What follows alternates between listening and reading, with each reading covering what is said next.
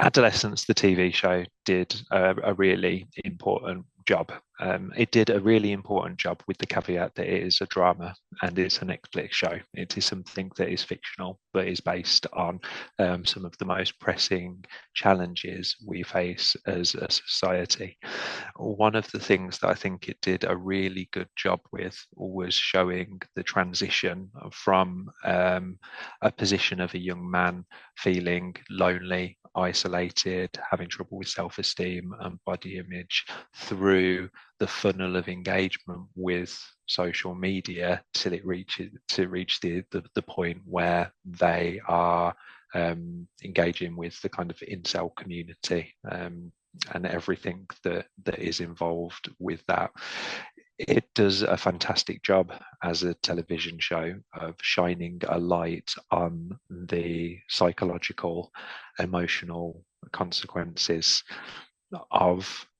that engagement on not just the young person, but the family and the community and the ripple effects that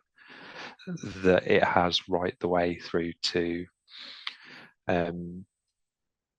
the far reaches really of that particular geographic and socio-economic context. I think one of the really interesting things that it did as well was the framing of it within this particular social and geographic context. It did a brilliant job of starting a conversation. However, it's also important to highlight that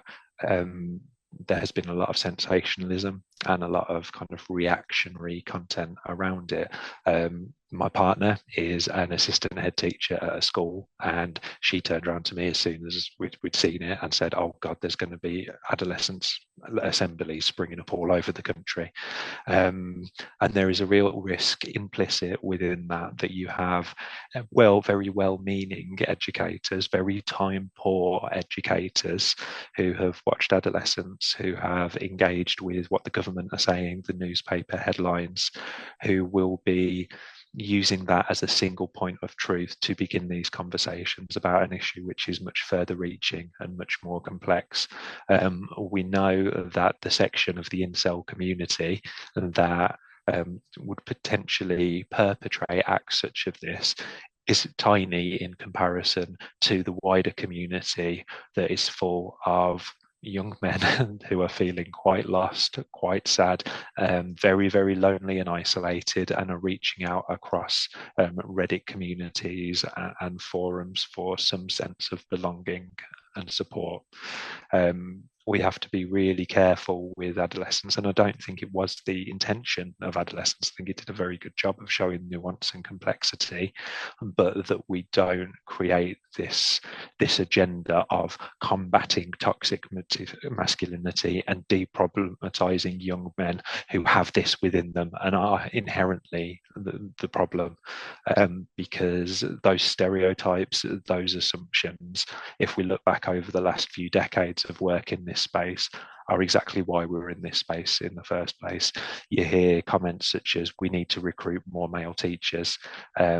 which I completely agree with. Yes, we do need more male teachers, but not because we need more male role models. Okay, you can be a male role model and be a terrible role model. You know, if you ask some of my mates who's dads came back from the pub late at night, you know, and they were absolutely terrified about the type of male role model there, it's not necessarily one that you would want. The overarching thing with role models is that they are good role models, regardless of gender. Yes, if you are a man as well, and you are a man who is a great role model, perhaps you can more easily have conversations about the things like online harms related to pornography, OnlyFans, and those types of conversations. However, being able to make an impact with your relationship with young men isn't gender specific. With that said, one of the things around Adolescence and the resultant kind of commentary that we're getting from government that does concern me, because we've also done a large piece of research with educators based on their perceptions of their relationships with young men in the classroom, is that you are going to have these guidelines that are coming out in the suggesting that educators in PSHE lessons or wherever it is need to have conversations about toxic masculinity or about some of the themes relating to adolescence. And 65% of our teaching workforce in secondary schools are female teachers. And there is a moral and an ethical implication in expecting women to stand up in front of a group of teenage young men, some of whom might be parroting the misogynistic or manospheric kind of views and attitudes that they've picked up online,